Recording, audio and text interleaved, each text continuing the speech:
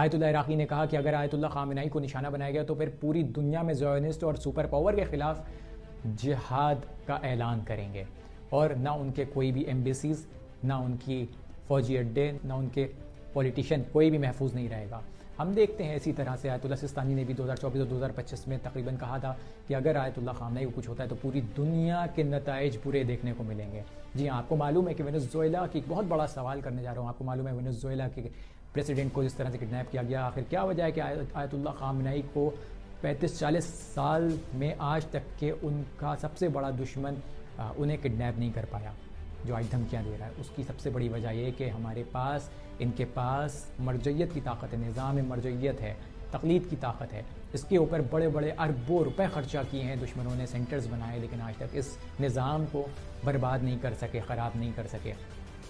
کیونکہ یہ جانتے ہیں کہ اگر ان کو کچھ کریں گے داخلی جنگ شروع ہو جائے گی ہر جگہ تمام ملک میں، اور اس لیے یہ حماقت کوئی بھی نہیں کر سکتا ہے، کوئی بھی ملک نہیں کر سکتا ہے کہ آغا خامنہئی کو یا آغا سستانی کو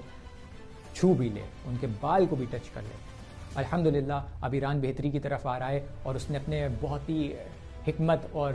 ذہانت کے ساتھ اور اپنی جو ہے وہ تدبیر کے ساتھ، بہترین تفکر کے ساتھ اس نے اپنے اندرونی معاملات کو سنبھال لیا ہے، اور انشاءاللہ مکمل طور کے اوپر وہ سنبھال لے گا۔ اس لیے دشمن نے سافٹ وار کھیلی اور ایران کے اندرونی ماحول کو خراب کرنے کی کوشش کی۔ آج کا پلان نہیں تھا، بلکہ یہ برسوں سے، سالوں سے، 20 سال، 30 سال سے یہ پلاننگ چل رہی تھی۔ ایران نے اپنے دشمنوں کو پرکھ لیا، پہچان لیا، اور مار بھی دیا، اور ہزاروں کو گرفتار بھی کر لیا ہے گا۔ آیت اللہ خمینی نے کہا تھا کہ ہمیں قتل کرو، ہماری قوم اور زیادہ بیدار ہو جائے گی۔ یاد رکھیے، خمینی صاحب ہوں یا خامنہئی صاحب ہوں، ان سب نے اگر سر جھکانا نہیں سیکھا تو یہ صرف اور صرف کربلا اور امام حسین کا سکھایا ہوا درس ہے کہ ظالموں کے سامنے کبھی سر نہ جھکانا، ہمیشہ انسانیت کے لیے لڑتے رہنا۔